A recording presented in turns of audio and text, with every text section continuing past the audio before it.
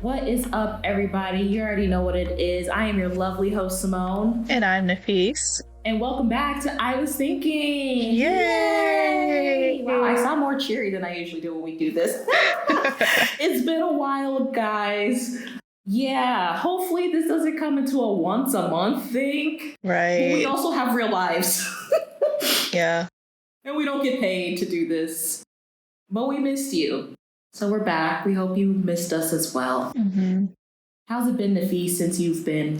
I mean, it's only been has it been I think it's been longer than a month, because when we initially recorded, it was May 12th. Was it May? I think it's been May. About a month. Yeah. Yeah, a little bit more than a month. Yeah, I've been good. School finished. Good. Graduations have happened. A lot of drama related to that graduation, but hey, we're done. Oh my god, you know, I was curious because there's been a lot of videos that's been popping up online of graduations, just how students have been having their diplomas withheld if they're celebrating at their graduations. I feel like I saw a video of a fight, and I don't know what that happened, but I saw that too, and I was like, what is going on? I do not remember graduation being this drama filled. Yeah, I don't know. It was so weird because my sister also graduated this year, and for her graduation, mind you, they are the graduating class is around 750 to 800 kids. They were not allowed to have their cell phones at all. So just trying to get in touch with her and finding her afterwards was so chaotic, and I felt like I was at an amusement park trying to find my lost child. Yeah. But that was that, which was I understand why they did that, because it's a long procession and you don't want it seems unprofessional to be on your phone. But that was annoying. But the graduation for my class that I taught it went relatively smoothly, but that's probably because the principal was really on their case. He's if you do anything, I'm going to stop the graduation, call you out by name, and make you go back and do it again. And so he really scared them as far as what to do and what not to do. But it turned out really, really good. That's good for you guys. I always remember graduation being strict, but not that strict. Yeah, it's getting unnecessarily strict to where it almost takes the joy out of it. Right. It's weird. I don't know. And I didn't go to a college graduation because of COVID. Mm-hmm. So I skipped out my community college one because I was waiting for university, and then COVID happened, so I didn't get to experience either. But still. Yeah, it's so different from last year's graduation, because last year, I would stand at the end of the seats and I'd hug everyone as they come in to go back to their seats. Mm-hmm. Nothing like that. They had to grab their things and go straight back to their seat. I'm no, that takes away from the intimacy of it, you know? Yeah, I mean, there were so many students when I graduated. I don't remember the exact number, but we didn't hug anybody unless they'd known them personally throughout the school year. We just shook hands, but... Yeah. Oh my gosh, there were so many hands these kids had to shake. It was it was a literal line down that entire stage. There was probably a 2-person gap in the middle, but after that, it was just everyone and their mother was on that stage. It was so funny. That's crazy. Well, I'm glad you didn't have any crazy graduation stories I have been seeing online. Yeah, no, nothing like that. Whatever drama I was mentioning was before and after between people. But the graduation ceremony itself, thank God, was smooth. Good. Yeah. I forgot to say this before we actually started recording. I apologize if my audio sounds worse than it usually does. It's actually pretty good, but I'm going back old school style and recording on my iPad because I had said this in a little interlude in our last episode. When I moved, I thought I lost my adapter to hook up my microphone to my MacBook, and then me and Nafis were laughing before we started recording because I literally just found it in the bag that I am using. So I'm well, I'm glad I didn't pay for a new one, but I spent about, I don't know how long looking for it, thinking I had lost it or accidentally, put it in a bag that I gave away when we were cleaning. But it's fine. You paid for it with your energy. That I did. But anyway, as you can see, we have something to actually talk about today. It's not just a ramble episode, even though you know us, we get on tangents a lot. But we are back with a movie review to get back into the groove of things, the swing of things. Mm-hmm. So... Should I ask you how you felt about this movie now or later? We are doing a movie that is on Netflix called Unlocked. I think I expressed this last time we recorded with Macy. I don't have access to her Netflix account anymore, but capitalism got me. Yeah, I'm going to admit it. I was weak, guys, and I got my own Netflix account. Capitalism beat me, okay? It beat me this round. Just this round. Hopefully just this round. You know, I still have to survive. Yeah. But I mean, you have all that other stuff too. You have Hulu, Disney. You have Disney Plus, right? I have the bundle of Hulu and Disney Plus, so it's like a deal where it's only like $11, but that I pay with ads. This one I didn't want to pay for ads on Netflix. Gotcha. So those are the only things I have, I think. Hulu, Disney Plus, and Netflix. You don't have and I guess Apple Amazon TV? Prime. I don't know if I have access to it or not. You have to pay for that? Or do you get it when you have Apple products? I think you have to pay separately. I'm not sure. You should check into that. Yeah, because I have Apple Music that I have to pay that I still use my student discount on. Actually, I might have it because I think if you have use the student discount, you get Apple TV with the student discount. Yeah, definitely check into that. Imagine you've been paying for it this whole time and you just never knew. I think I have, but it's like what people have been saying. You know, we have all these subscriptions now, and it's just an overwhelming of content, and at the same time, Tell me content about is being it. taken from us. Every day I sit down with my dinner to watch something, right? So I go on Hulu, and I'm just scrolling and scrolling and scrolling. Nothing makes sense. And then I go onto my Amazon Prime and I'm scrolling and scrolling and scrolling. Still nothing makes sense. And then I go back to YouTube Shorts. It's like, why? Yeah, it's just not only short attention spans, but streaming really has killed, TV culture. That's what's coming up a lot, especially with the writer's strike and them trying to be paid fairly. Which is still going on. And I want it to go on as long as it can. Like I said in the last episode, pay these people their fucking money. Stop playing with them. And then now they're doing a new thing and it was happening even before the strike, where they don't give shows enough time to grow, to improve themselves. And if they cancel it, they completely erase it off the platform. So there's no way you can find it. What about pirated versions? I don't know how that's working, but even then I'm sure, I don't know how corporations, if they're making the effort to go out and look for pirated stuff and delete them or not. So I don't know. It is unfortunate. It is, because that's also, messing with people's payment, because they're not getting residuals anymore from people, watching this. And then they get a percentage of this is how much people watched it, and then divide it up with money and all that math that I don't know how it works, but still. It's very sad, and I hope this strike lasts for a while, even if I have to give up a lot of shows. That's fine with me. I want these people to be paid. Yeah. Which is funny, too, because they're so quick to cancel shows if it doesn't do well. But for it to do well, you have to have a well-written show to begin with, right? Exactly. The characters need to be nuanced and in-depth. The story arc needs to be good enough that it catches your attention from the get-go and keep your attention throughout the season. But there's so many factors that play into it, and you're underpaying the very people that are running, quite literally, no pun intended, the whole show. It's crazy. Underpaying them, not giving them chances to have that breakout script. And if they do get hired, they're working long hours to where they're so tired, the creativity is not there, and they're on tight budgets. So they'll have to make a lot of cuts, not to mention cuts of costs to produce it. It's just a whole thing. Yeah. And another thing, and then we'll get on to the movie, which is interesting because I don't know if I had shared this with you or not. You know how there is a rise of K-dramas and Korean movies coming onto Netflix? Yeah. Did I tell you that Netflix, even before the writer's strike, invested a bunch of money into production of, Korean content? And that's why we're seeing so much of it being put on Netflix now, and Netflix originals of Korean content. Did I tell you that? I think you mentioned it briefly. Okay. Yeah. I was just wondering because I wonder if they had predicted the writer's strike in America and that's why they did it. And I wonder how that works with the writer's strike, because I follow this one girl on TikTok who always talks about the writer's strike, because I think she's a writer herself. I don't remember her name at the moment. Maybe I'll link it.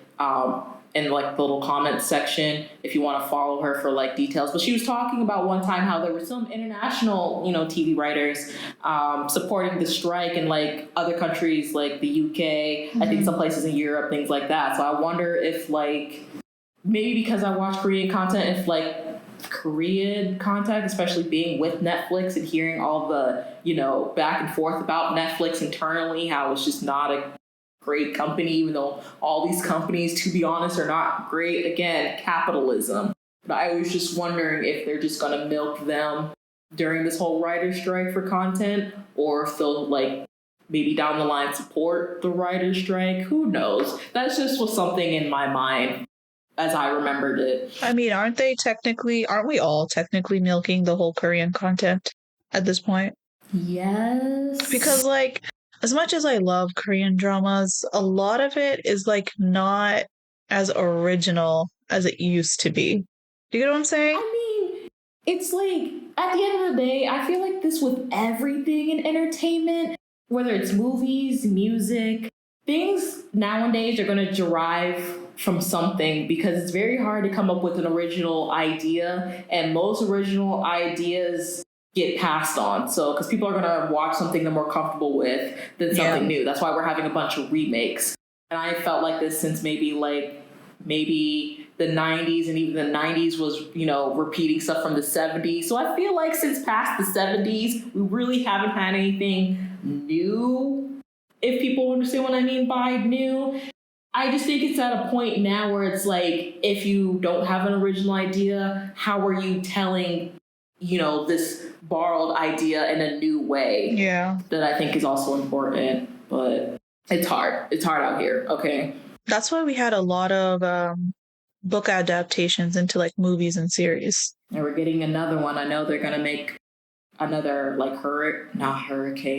Hunger Games. Lord. Hunger Games movie, because she made another book. But that's also different because the author was actually, involved with the movie. So sometimes that helps, and sometimes you can tell like when they're not actually involved or not.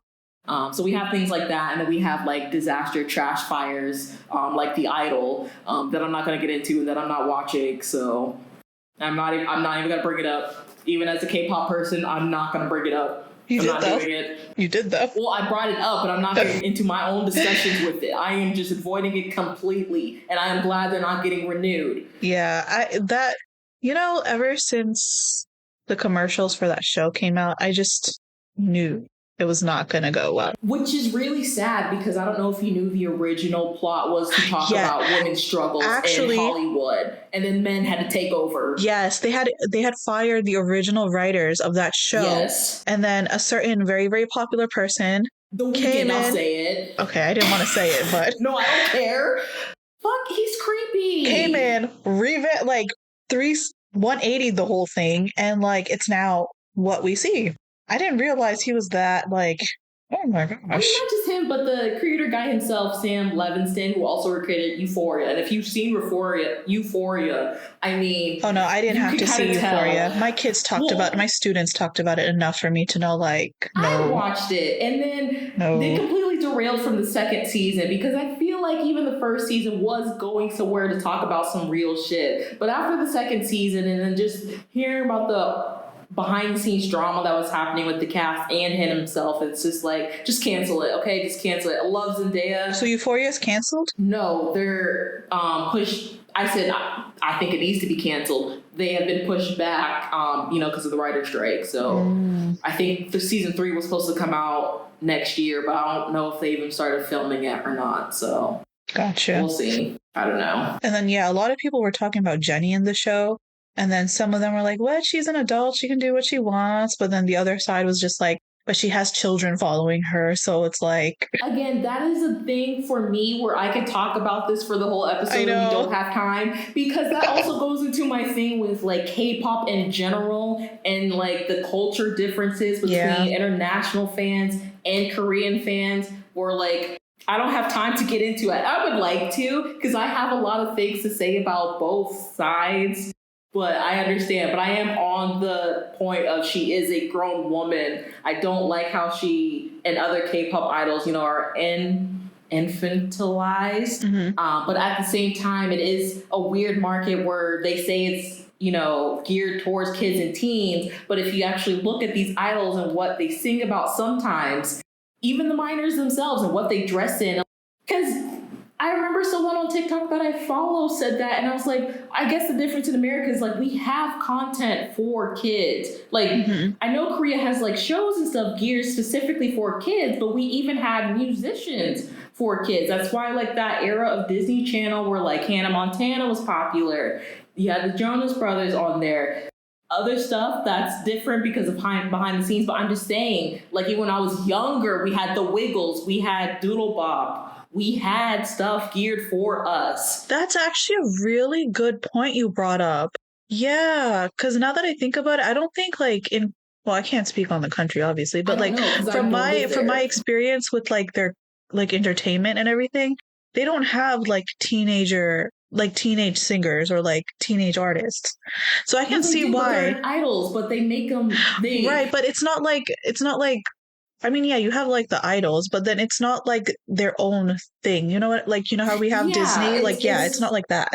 Exactly. Yeah. And I think that's why a lot of people like New Jeans so much because, again, a lot of stuff that's going on in the background that I can't even talk about. But it seems like their content is more like their age friendly, their age group, trying to be. And that's what I had praised about TXT when they had first debuted. It's like when they first debuted, it was like, the teenage boy type music. It fit the appropriateness of their age. Now that they're getting older, they're making more. Except for their cat dog song. Still don't like that one, but hey. I'm not going to talk because I love cat. Let's play forever. I just want to be your dog. Why would you want to be somebody's pet? But okay, anyway. Stop thinking too much into it. But that is a valid point you have. I understand. I am biased, I will admit, because that's my song. It's catchy, I'm not going to lie, but like, hello, lyrics. But anyway, that's what I mean. They have been given the opportunity to grow with their music. Yes. And it's not too grown, I mean, they're grown now, so. Yeah. And then that was another thing with like Card and stuff when they were talking about BM's like verse. It was like, but you guys know how old Card is? And BM has been talking about stuff like this. Like many people point out, listen to his verse with Jesse on Put It On Ya. I love that verse, by the way. But yeah, anyway, again, tangent, guys. We're done because like I said, 20 minutes just on that, but hey. It should be its own separate episode. Right.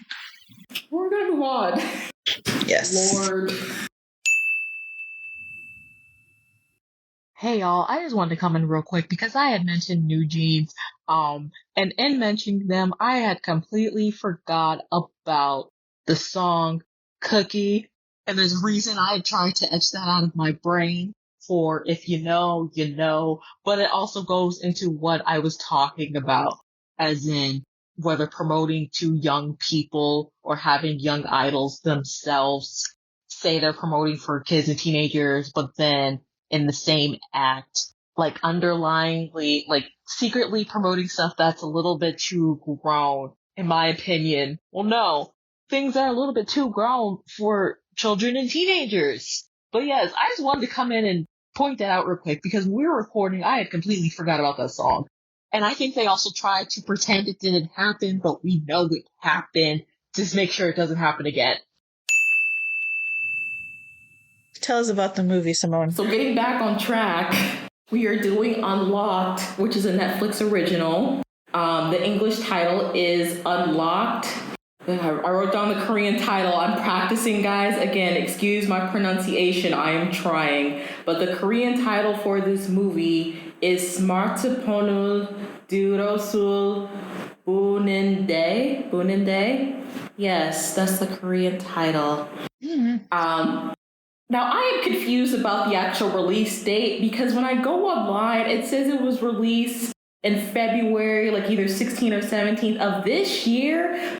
But I think Netflix says 2022. So was it released this year or was it released last year in 2022? Here's the thing. I remember seeing that movie for a very long time, and I didn't have Netflix in February. So I'm pretty sure it was like earlier. So it was February 2022, not 2023? Probably. I'm not sure. I don't know why every site I went on said it was released this year. All of the sites I've seen says 23 too, so I'm not sure. But on Netflix, because on Netflix it shows like year. It doesn't say when it was released, but it shows the year. It says 2022. I don't know. It was released recently, guys. Okay, one of these years. Recent enough. Yes, recent enough. So I am going to give the background, information of this movie, and then me and Nafis divided it up. So she's going to discuss the first half of it, and I'm going to do the second half. Again, when we do movie reviews, we spoil everything. So after I give, the synopsis. Okay, synopsis and the cast. If y'all want to jump out, watch the movie, then come back, you can do that. If you just want to listen to spoilers because you don't care, feel free. So, the synopsis is the main character, whose name is Inami. She's a marketer at a startup company, and she also, I believe, works part-time at her father's cafe. Correct? She helps him out. I don't know if she technically just works there or if she just helps out. But she ends up losing her phone going home from a night out with friends, and then suddenly it gets returned to her by, I put in my notes in quotation marks, an unknown good Samaritan. However, unknown to Inami, the person whose name is Woo Jun-young, who found her phone that the audience knows about, had actually installed spyware to watch her every move and track her everyday life. And then at the same time all that is happening, a police detective named Woo Ji-man is investigating a murder crime where he found traces of his son, who is Woo Jun-young, who found Irami's cell phone at the scene. So he's basically looking for clues to see if his son is the killer or not, because in this specific area, like in the mountain area, they've just been finding body after body after body. So yeah, it's some serious stuff's going on. So yeah, it's basically like a thriller. Would you consider this movie a thriller? I would consider it a thriller, yeah. Okay, because it's not really scary. It's not, yeah. It's not at all. But yeah, it's it has murder in it. So I guess a lot of things murder is considered a thriller. I would consider it a softer version of a thriller, honestly. Okay, I don't know if there's a word for that. Because it's not like at the edge of your seat type, like, oh my god, what's going to happen next? But right. it keeps your attention. Yeah, I would say the same. Okay, so the director of this movie, his name is Kim Tae-jun, and then he also wrote this movie. So he's credited as being the writer, Kim Tae-jun, and another person called Akira Shiga. Now, just to get not sidetracked, but to give some information on Akira Shiga. So they are a Japanese author, which is funny that we talked about this earlier, Nafis, who was credited in this movie because it seems like from the information that I got, it's loosely based off a novel they wrote called Stolen Identity that was published in 2017 in Japan. And then surprisingly enough, there are actually 2 Japanese movies based off this novel as well, which is also called Stolen Identity. That came out in 2018, and then a sequel to that, Stolen Identity 2, that came out in 2020. And then in the Japanese movies, I just gave you a quick description of that I found from Asian Wiki. I like using Asian Wiki for my notes. But the main character is Asami Inaba. And she basically starts having, the typical when you get hacked or your identity gets stolen, there are mysterious charges to her credit card. But due to her boyfriend losing his cell phone, which I think is interesting, and then she somehow gets involved in a case. So I'm not sure if the case is a murder case or not, but that's the description of Stolen Identity. That actually sounds interesting. Yeah, Akira Shiga is credited in those 3 movies. So Stolen Identity 2, and in this movie we're talking about Unlocked. And then the cast members, we have our main character. Her name is Irami, and the actress that plays her is Chonui. And then our main guy is Oh Jun-young, who I just wrote stalker, because I guess that's what he basically is the stalker. And he is played by Im Shi-won. And I don't know people. Him. Okay, he does the psychopath, crazy guy so well. So obviously you could tell I watch K-dramas, but I guess I don't watch enough to recognize the actors enough. Yeah. by the way, he's going to be in Squid Games too. I was going to bring that up, but it seems like you know that already. Yes, as the feast said, he is going to be in the new season of Squid Games, which I still don't understand if I am excited for or not, just because I feel like a second season of Squid Games like completely goes against what the first season was technically about, but they did well with the new cast. I just hope the storyline is like up there too. Yeah, I mean, we will see when it comes out. I also wonder if Netflix is going to release that like reality show that they did off of Squid Games where they got, 456 contestants to compete for $456 million. Fingers crossed. Yeah, we'll see about that too. I would actually like to watch that if they ever decide to release it. I think they're going to, but again, we will see. It goes into, I feel like it goes against what the show was supposed to be about, but then again, that's how capitalism works. So, I mean, that's why we have a season 2, but hey. Yeah, exactly. Hey guys, just wanted to come in real quick because I did mention Squid Game and I didn't know why they were making another season. Ironically enough, and I think it was after we initially recorded this too, the Los Angeles Times put out an article about Squid Game 2 because, it's a big thing right now in anticipation of the second season, learning about the cast. One of the actors, as we mentioned, that's in this movie is going to be in the new season, and so on and so forth. I think the full cast by now has been revealed. I don't actually know when the second season is going to drop. I don't know if they said that or not, but regardless. So I basically found out, if you didn't already know, that the reason they're making another season is because the original creator of Squid Games basically gave up all of his rights for the show.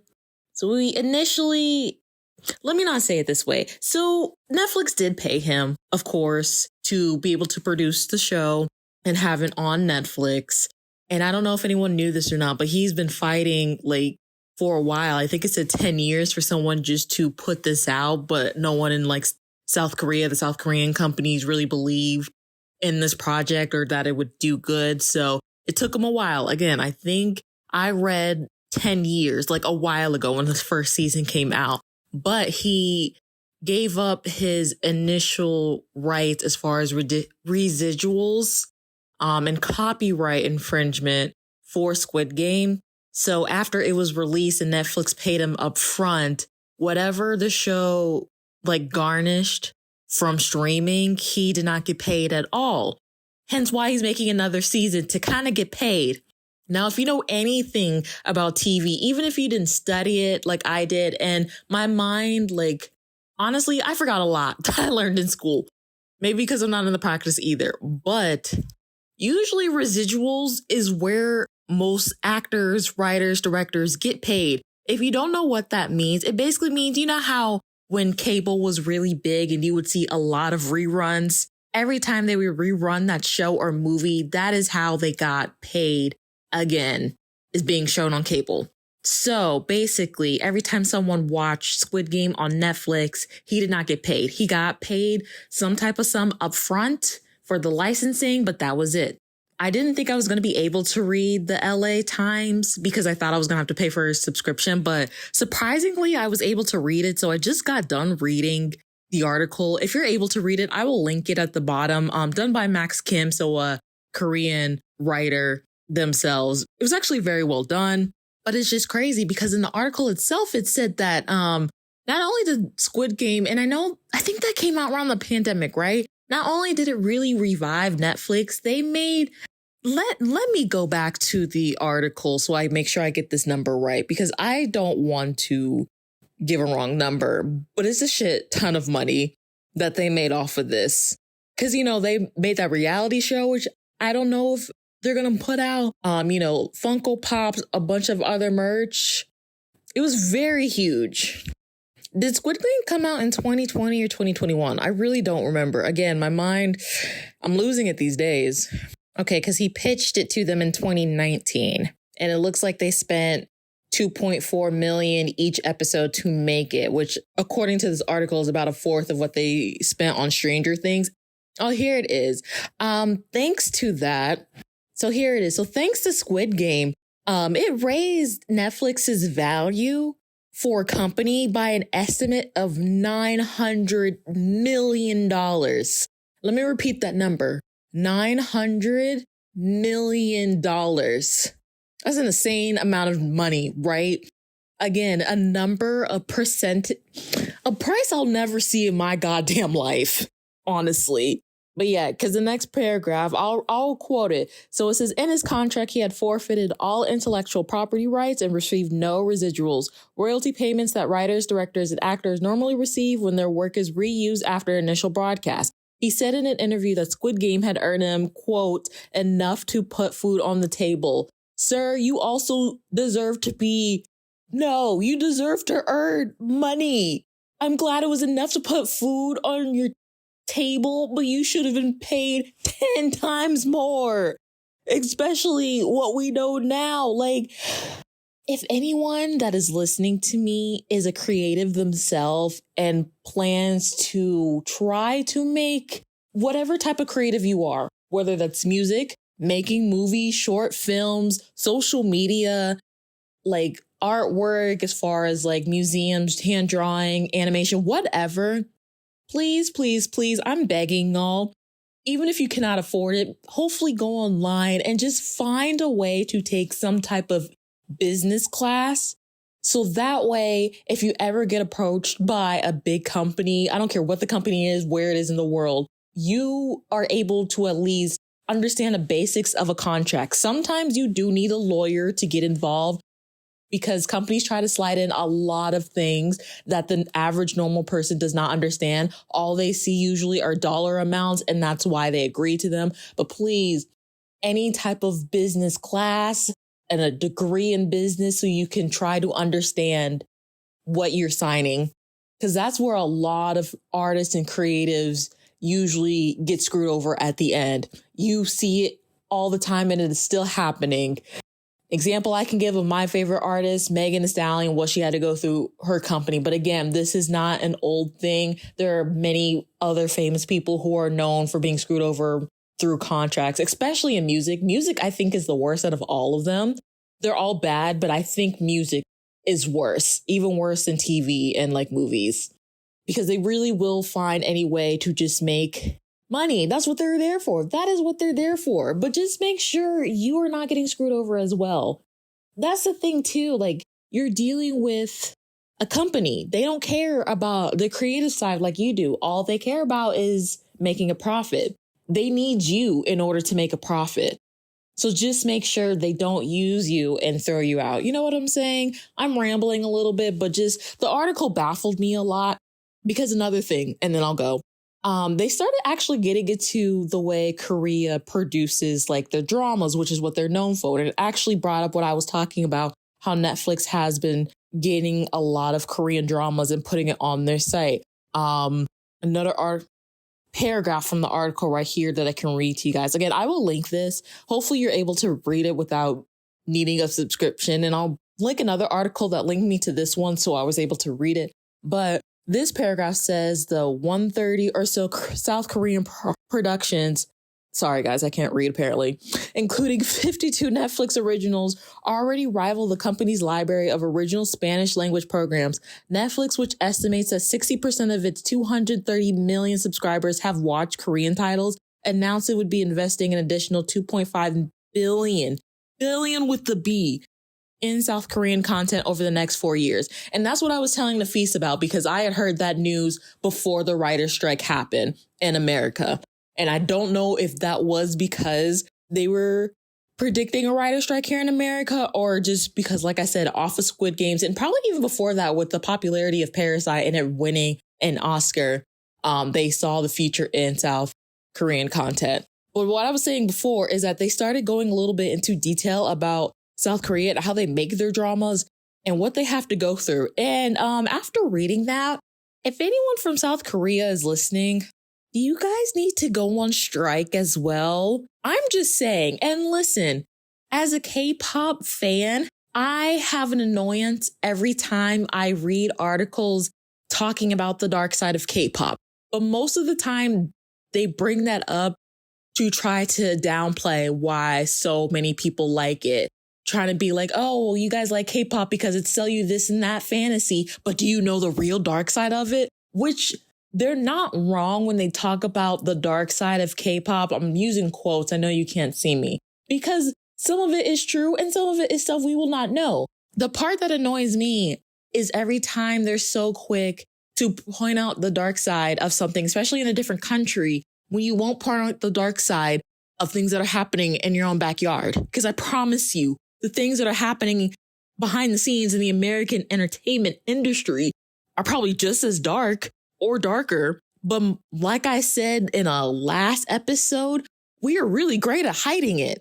I keep saying I have to applaud Hollywood for the audacity of making people think everybody and anybody that works in the industry are happy and rich and live in like 10-story mansions on the hill of like Beverly Hills or something. I don't know. I've never been to Beverly Hills. I really don't know what it looks like, but you get what I'm saying.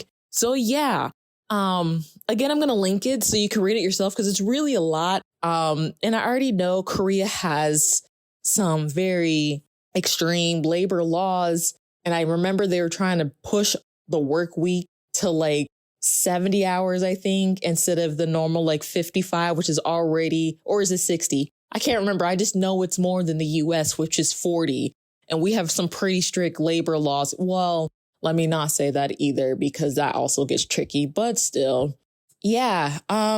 Listen, if the South Korean entertainment and like dramas and stuff, or even K-pop, if y'all do decide you want to go on strike, and I'm talking about like the writers, the camera people, the people that do the lighting, the people that not everyone else thinks about. They're too worried about like the actors. If y'all want to go on strike, I'm all here for it. In Korean dramas and in K-pop, I support the little people. I think my theme for 2023 is pay these people their fucking money. Well, let's get back to talking about the movie because this rant was very, very long, but I needed to say that. So I don't even want to say this because I know how shady of a company like Netflix is, because in the article, it even says they discuss more seasons so he can try to get the residual pay. It says it in this article, and I really don't believe that, but we'll see. I'll never know how much because it doesn't say how much they actually paid him either. It said that they usually give writers like let me find the amount too, so I don't lie to you. Well, you can read it yourself, but I think this is through Netflix and this is a Korean producer, but they quoted someone that said they were paid $3,400 a month for dramas, but I thought I read somewhere that they were paid a lump sum up front, but then that had to last them like 2 to 3 years. I think it was like $30,000. Yeah, okay, I found it. So it says in advance at Netflix rates starts around $30,000.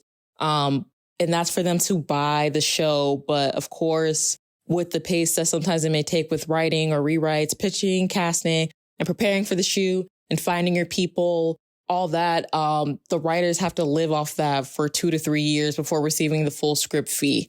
That paragraph, I don't know if it's talking about America or South Korea or just how Netflix does no matter where you are in the world. But again, if you have just like 10 minutes to spare, I would really read this. Again, I hope the American writers go on strike as long as they can. I heard the American actors actually might go on strike too, so that would be a first. That would be interesting. South Korea, if y'all need to go on a strike, I will support that. Again, I don't know how your economy works, if you can afford that, or if you have anything called unions like we do here.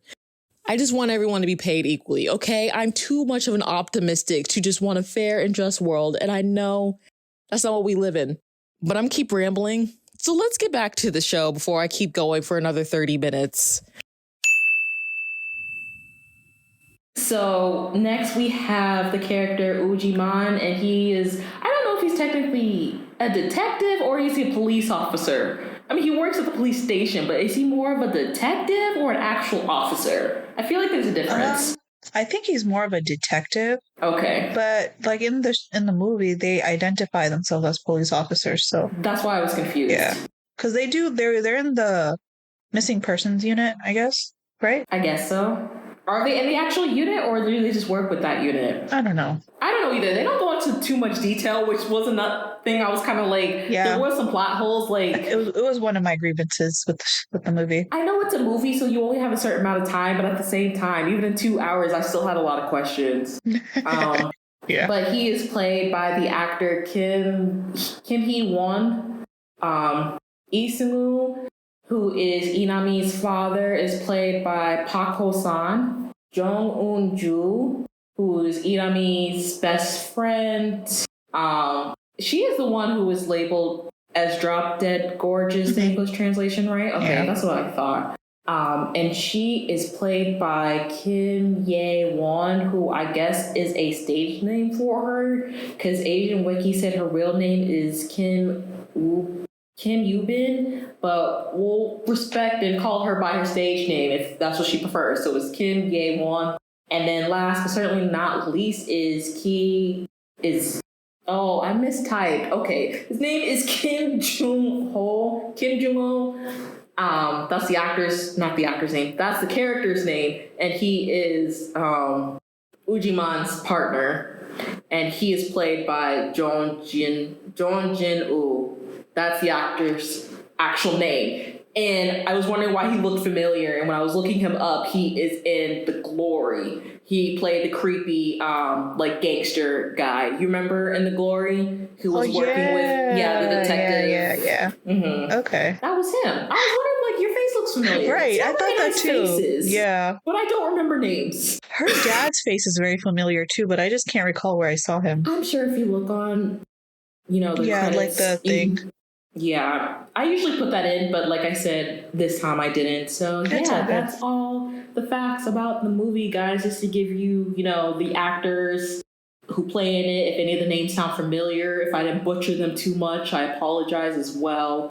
So we're going to go ahead and talk about the movie. So again, if you want to actually watch the movie first and then listen to us, this is a time to bounce. Slow it down, make it bounce it. Sorry, I've been listening to ATEEZ. I love ATEEZ's new album, by the way.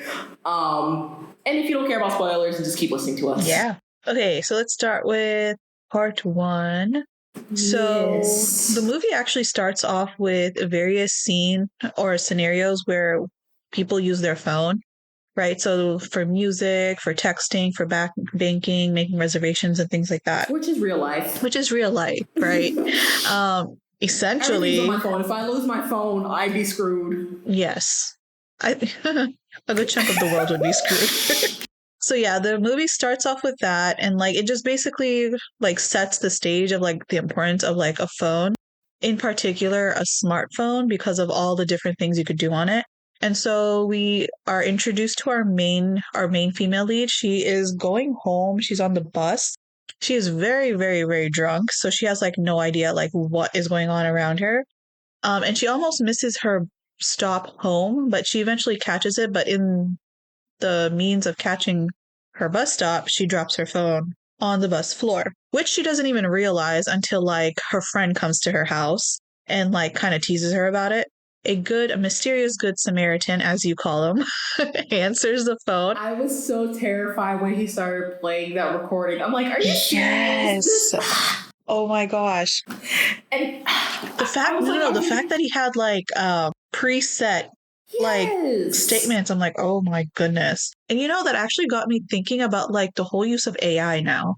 How easily we can change the voice of somebody or impersonate someone. I'm like, oh my god, this is so creepy. And notice, I think he waited too to see which one to actually use, because he chose a woman's voice because he's talking to a woman. So, because women are more trustful, which isn't always true, but I'm sure they're more willing to beat with a woman who have picked up the phone than a man. Yes. Yeah. So he, we know that the person who picked up the phone is a man, but he's impersonating or using the voice of a female to make sure the friend feels comfortable talking to him. And so she lets him know that this is her friend's phone and that she'll get in touch with the friend to see what they want to do. And so Which is funny because, like you said, the friend didn't think anything about it because they actually thought the automated voice was like an actual female. So, like, yeah, because it was so weird how it didn't sound automated. Yes. At first I was like, what is this one of these like recordings where,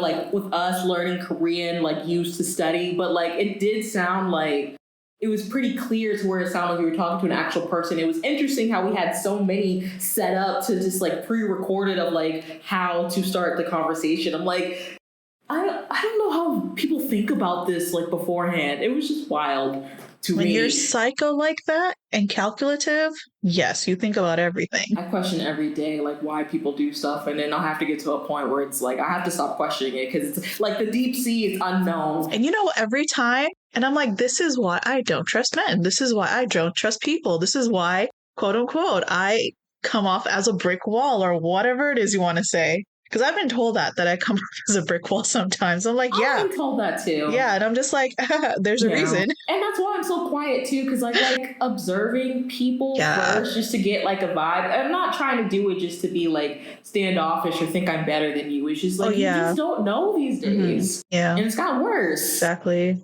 I just couldn't get the thought of like the whole AI thing out of my head. Yeah. Because now you can create a voice based off of just a really small sample, and that in itself is just scary. This is why I was telling you those songs being made by AI voices is terrifying. Yeah. It's not fun. I don't find them fun or funny at all. It's great if the actual artists themselves are doing it, but no, I can see that turning real quickly. And not only that, but I hear with AI, deep fake is starting to get, more progressive. Yes. So it's just like... Yeah. Actually, that brings up a really good, like, PSA moment. I was listening to this, or I was watching this Instagram story where they were like, whenever someone calls you and it sounds like somebody that's a family member, and they're like, oh my gosh, I need like money. Can you like send me money, or like, can you do something for me? That may seem like normal, but like it's probably a little bit odd for that person to do. Always make sure you call back, like you hang up and call back that person just to verify. Because even if you text them, like the text can easily be like manipulated, right? Like even voices can be manipulated. So it's important that like you actually connect with the person and verify like this is what you need. Which is funny because speaking of that, because me and my dad a while ago talked about it because there was a woman who was talking about like how her sister called her and she thought, it was her. And we have like our own like little secret code that we have and a phrase, even though I get annoyed when he says it to me, but like it does help in those situations. But like it's crazy because we were sitting in our living room yesterday having a conversation, and he's like kind of standing up next to the table because I'm sitting at the table, and his phone's on the other side. So it's like all of a sudden when he said something, the Siri on his phone was like, I didn't understand that. Now he didn't say, hey Siri, he didn't say Siri, and he didn't have his phone in his hand. Yeah. But Siri automatically turned on. So that was another scary thing. And I was like, was that you? Like, do you have one of your headphones like in your pockets or something you actually touch? And he pulled out like his pockets. Like, I don't have anything. This is what people don't understand when it comes to like Alexa or like Siri. You don't have to say, hey Siri, hey Alexa, for Alexa or Siri to be listening. They're always listening. I think they updated it. Yeah. They're always, even before, I believe it, even before when you had to specify, hey Siri, hey this, they were always listening. Like I would just be talking about, I don't have Siri on my phone, but like I'd just be talking about like, I don't know, a trip to like Tennessee or something. And tell me how I start seeing ads for Tennessee. Like how does... It's always been a thing. But like how does my phone know? You know what I mean? Because they're watching you. Right. They're watching us right now record this. Probably. But I'm just saying, if that like it's become so easy to just monitor people. Yeah. Through a phone. And it's getting scarier because it's not even just like phones and laptops anymore. Because I listened to this one podcast called The Friend Zone, and the girl Fran was talking about how she has a smart thermometer, and then it seemed like somehow someone had hacked the smart thermometer and was able to see like what she was doing, which is also terrifying. I saw another TikTok talking about a girl seemed like she hacked her Alexa, and I didn't think Alexas had cameras in them, but maybe it was those, whatever device she has Alexa on, it seemed like they might have also hacked it to the camera to like watch her and stuff. Again, anything smart can be hacked, whether that's a phone, a car, a cleaning machine. You know those little like smart iRobot like vacuum cleaners? We were thinking about getting one too, but we didn't end up getting one. Yeah, you can hack that. And like I saw videos of like people's like iRobots being hacked and like showing them like the whole house via camera. I was like, oh my God, which is funny because I really, really wanted one. And I'm like, no. Even our Bluetooth speaker, like there's no camera on it, but like sometimes since we live in an apartment now, there are instances where it's, coming through the TV and then it stops. And I think someone's trying to connect to it. And it's just like, we can't live without this stuff. And at the same time, no privacy anymore.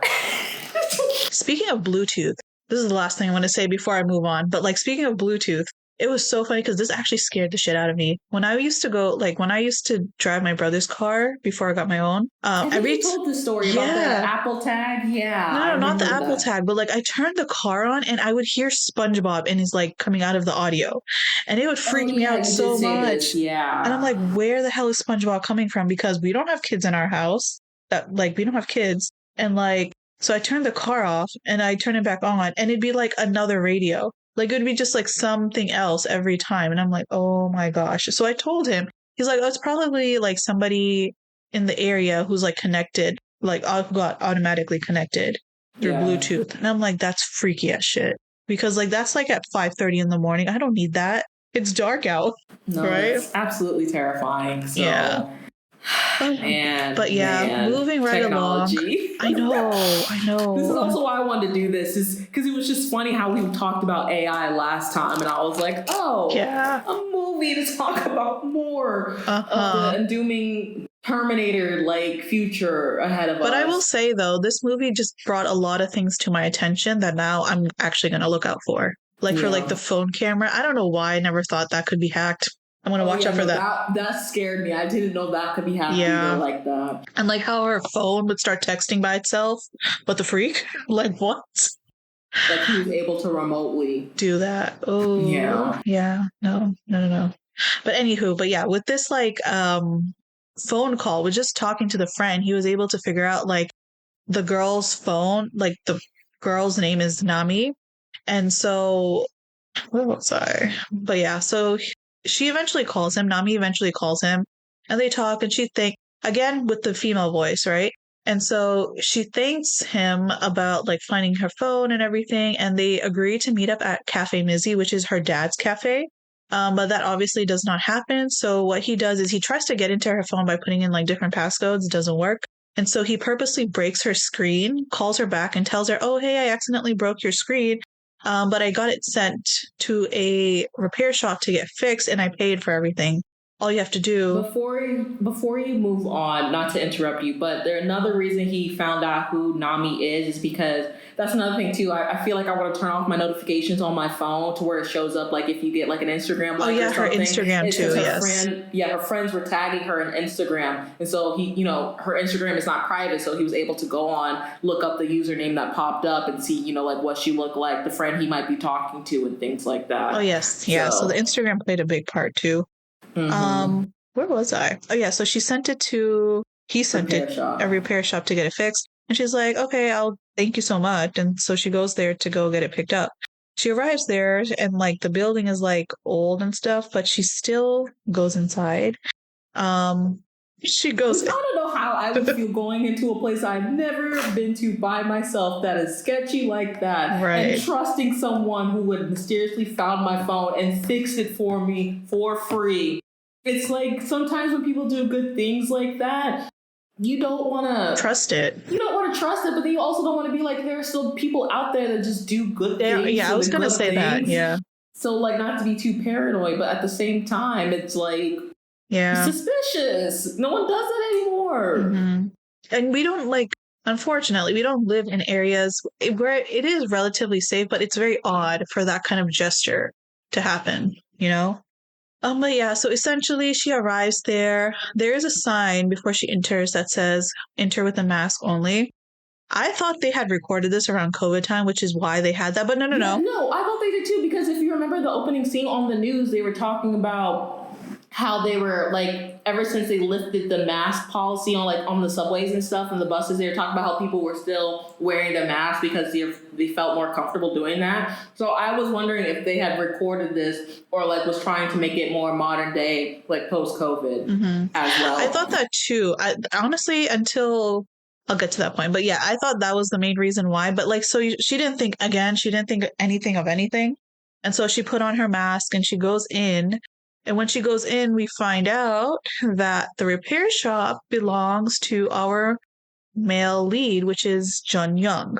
And this male lead, by the way, is the one who found her phone, has been tracking her ever since he got that phone. So he asks her to fill out a form, which gives, basically write down her name, her password for her phone, which I wanted to ask, is that normal for a repair shop to do, to ask for the password of the phone? Or are they able to fix it without going into the phone itself? No, I think so, because I had to have had my phone repaired before, because there was a time where my speaker on my cell phone wasn't working. So like when I would call people, they couldn't hear me. It was like broken. They either ask for it or they ask you before you get there to turn it off. I don't remember which one. Now that I think about it, I think they told me to turn it off in my settings. Okay. Yeah, I don't think they asked for it. I think they're just like, oh, if you don't mind, can you go ahead while you're standing here, like, turn off your passcodes. Interesting. But then again, that was a very long time ago, so I don't truly remember. But I don't feel like I gave it to them. I feel like I turned it off beforehand. Okay. Because I was just thinking, I don't know which would be more weird, to ask for someone's password or like to ask them to turn it off beforehand, as far as like fixing the phone, Yeah, because I was going to be like, when you get it repaired, just reset your settings and change it. But in this case, it didn't matter. So yeah, I mean, whenever you get your phone fixed, in either way, it's not going to matter, because whatever they're going to do when you're not there. Right. Especially if you're not tech savvy, like a majority of us. Yes, exactly. But yeah, so he has her fill out like this form, which basically has all her information, especially the passcode, which he has been trying to get. And so now he has like access to everything. And so he fixes the screen. Does he fix the screen, or does he like get another phone? Because he had two phones. Gets another phone. But another question I have, if he was a true hacker, wouldn't he been able to get into the phone without needing her password? Because there's a lot of times where people, especially back then, would find phones and jailbreak them. Right. Without needing to know the passcode. I just thought of that right now as you were talking. Another plot hole. I mean, maybe. Right. I feel like he probably did know how to do it, but he likes the thrill of it, I guess. I was going to say, do you think it was another like tactic to get like to know her, to see what she looks like? Yeah. To somewhat get more information, to get close? Probably. Okay. I just felt like it was more like, oh, I can take my time with this. I'm not in a rush, Right. Type thing. But yeah, so he got her phone, he was able to get in, and he installed a surveillance app. And so this quite literally tracks her every single move. Like every time she opens up her phone, every time she sends a text, and every time she gets a notification, when she turns her camera on, like basically every single thing. And so this part, I was like, when they like started showing him like tracking her for a few days, I'm like, oh my God, this is so freaky. Was it an app or was it an actual thing he put in the chip? I think it was an app, because he sends that same link to the dad and he just, downloads it. Oh, okay. Yeah. And so, yeah, so like he downloads that application into her phone and then like that's it, done. So yeah, the story moves along, showing us how he's monitoring everything. And basically at one point, like her and her friends were having a conversation about the plumade that her dad makes for her at the cafe, and how like it wasn't really selling well and they want to take it off the menu and things like that. So he hears this, which by the way, we find out about Jun Young that him and his dad, they planted like a plum tree when they were young. And so he likes plums, so anything plums, I guess, that caught his attention. You know what? I didn't even think about that until you said that. That makes a lot more sense. Yeah. So there's that. And so he goes to the cafe, like, just as himself. And so he asks for the plumade. and saying that he had it like last summer and like he really loved it and things like that. But she was like, "Oh, we don't have it on the menu. When did you drink it?" And that's when he said the summer thing. And she's like, "Okay, yeah, fine, I'll make it for you." And so she gives him the pomade, and then her dad walks into the cafe and he sees her talking to him. And like they're getting along and acting chummy and everything like that. And he's like, "Oh, do you know that guy?" And she's like, "No, he's a regular. I thought you'd like, recognize him." And he's like, "Oh, okay." And so at this point, nothing like there was no alarm bell, no nothing like raised just yet. Well, for the father, yes. For the I think father, that's yes. just typical father, The father, yes. And then the girl, no. But she just leaves to go to hang out with like her friends. And then that is for that scene. And then it cuts into Jun Young's dad's conversation with his colleague. I think I skipped a part. All right, yeah. So in between all of this, there is like an investigation going about like how it's mostly girls, right? The dead bodies. They were girls, right? I don't think so. I think it was a mix of both. They didn't really specify. They didn't specify? I think. Yeah, so no, I think a majority might have been women, but I think it's probably mixed. But yeah, anyway, they were finding like dead bodies all around the city, and like at one point there was a lot of incriminating evidence against the lead inspector, the lead investigator's son, whose name is Jun Young. And that's when we find out that Jun Young had run away from home like 7 years ago, and like him and his dad have not been in contact since. And so the colleague was like, "Why don't you talk to your wife? Because there's no way they haven't been in contact, right?" And so he thinks about it. And so he goes back home and he goes through his wife's phone. And he actually does find out that they have been communicating through text. And he's been telling her his whereabouts and things like that so that she can send him like food and things like that. So he was able to track down his latest our current location. So now we go back to Jun Young stalking Nami. So Nami puts her phone away for the night on her little cool charging thing. But after she falls asleep, this freaked me out so much. It just turned on automatically, like, and just doing its own thing. I'm like, oh my God, that is so freaking scary.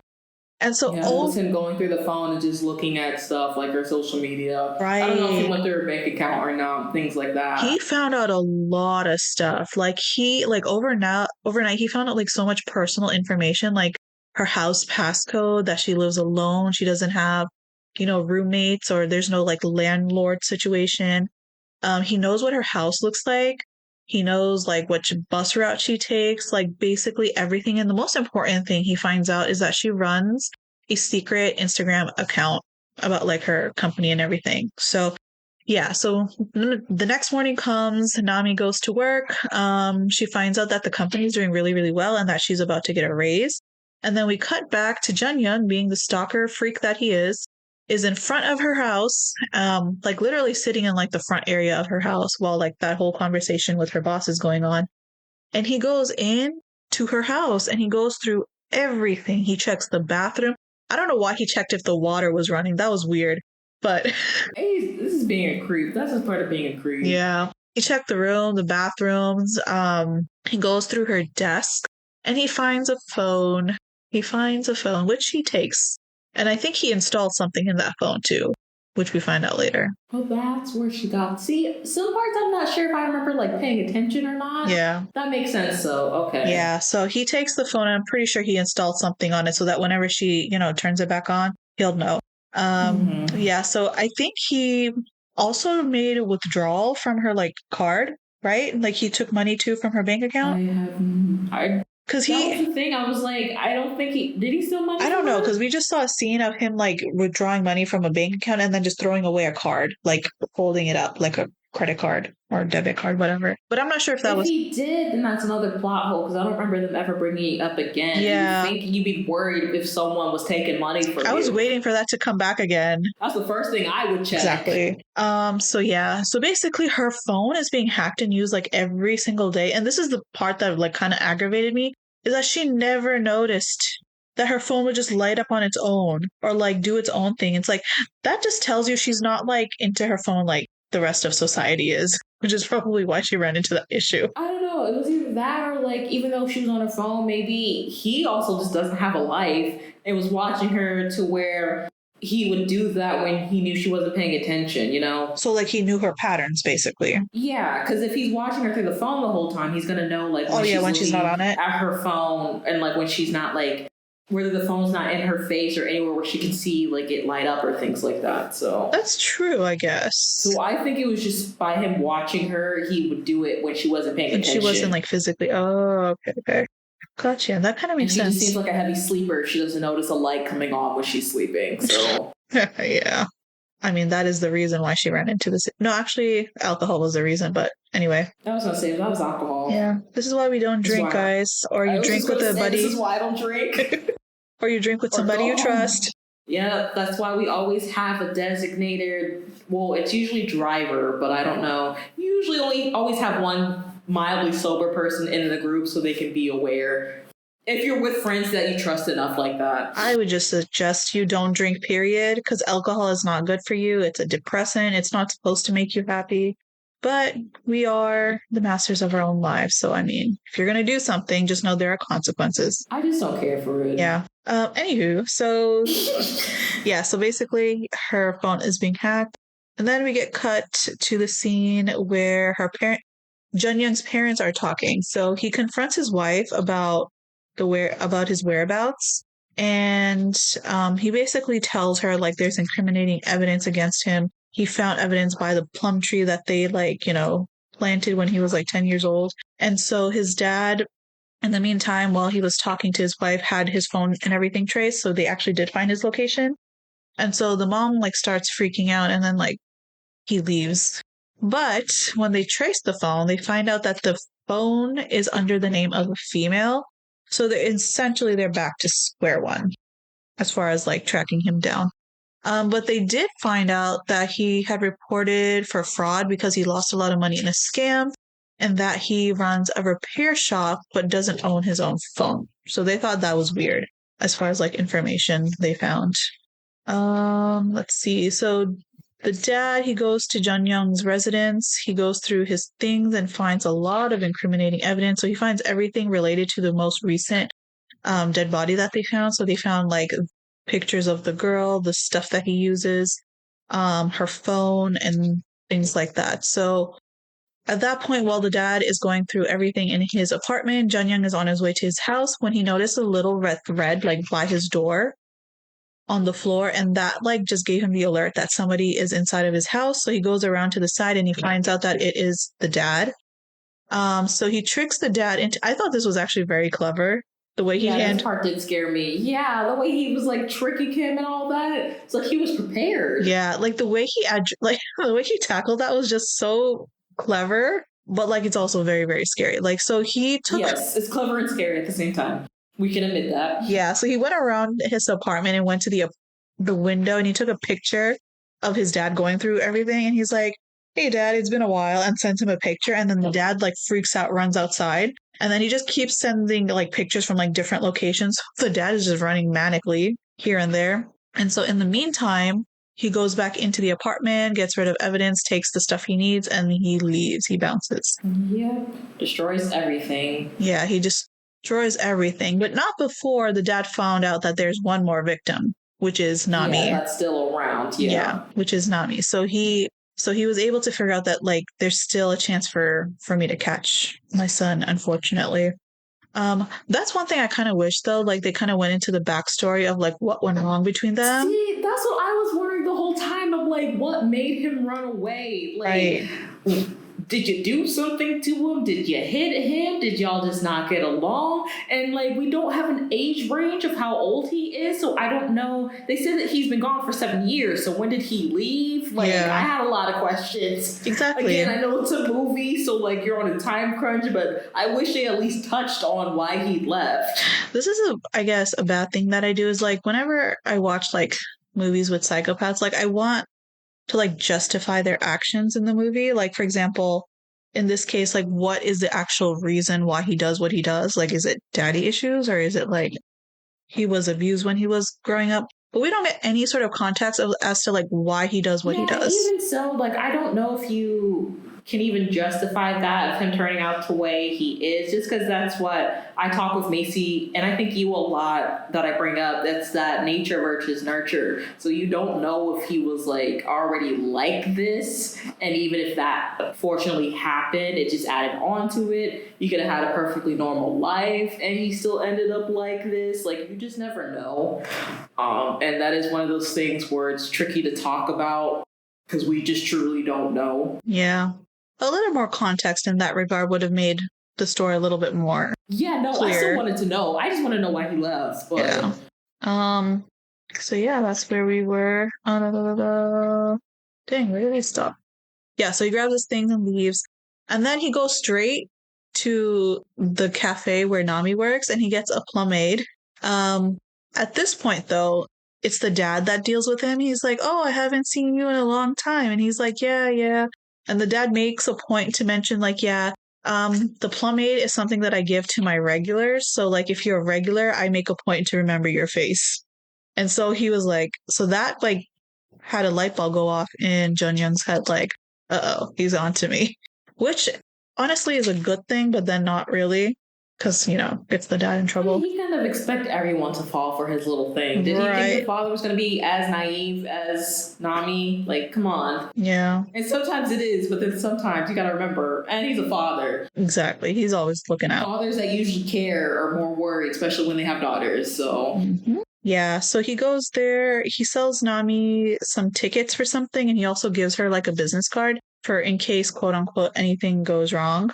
And so... after that point, Nami's dad takes her home, and like in the car, he asks her if he should move to Seoul because he just thinks that Jun Young is a creep, and just so that he could be closer and like, keep an eye on things. And he was like worried too because he's like, he lied about being a regular. He sold her like the CDs and the tickets. And so the father has doubts and like warned her to stay away. And mind you, Jun Young is listening in to all this entire conversation. So he knows that the dad does not trust him and things like that. Yeah. So after that, she tells off her dad, goes into her house. Like typical father, daughter, like, don't tell me what to do. Right. I'm a grown woman. And I'm like, girl, you're grown. You could have responded much more nicely, but okay.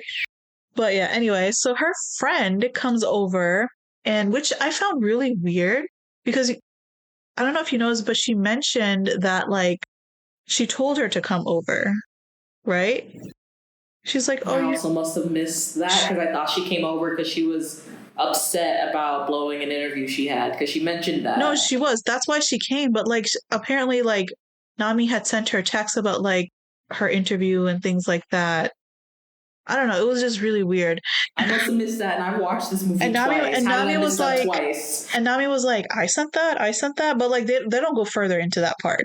But eventually, they start talking about Jun Young and like how, and so Nami eventually mentions that like she's not really like attracted to him, but like she is curious about him because they do have like a lot of things in common.